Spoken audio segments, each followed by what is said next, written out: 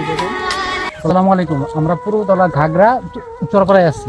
এখন এখানে আসছি মূলত 4টা ফ্যামিলিকে আপনার সাহায্য করার জন্য। দেখি কত করতে পারে আর কি। একটা ফ্যামিলি যাতে আপনার 5-7 দিন 10 দিন চলতে পারে, এটাই করে চেষ্টা করতেছে আর কি। সবাই দোয়া করবেন। আসসালামু আলাইকুম। এদিকে নিয়ে এলাম বলে যা এই দেখি মিঠাই কেরা হলো একটু ধরে রাখুন ধরে গুড় আর এই যে এখানে মশলা আছে, তারপরে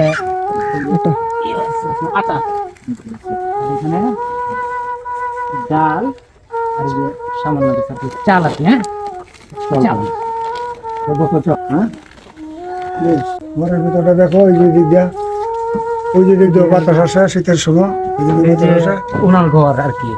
দেখেন অবস্থা, এই হলো অবস্থা। বেড়া নাই, বেড়া নাই, বেড়া নাই, পানি পড়ে ঘরে। বৃষ্টি হলে পানি পড়ে আর কি। উপরে দেখো পানি পড়ে, ওই যে উপরে তার দেখা না, এই যে বেড়া।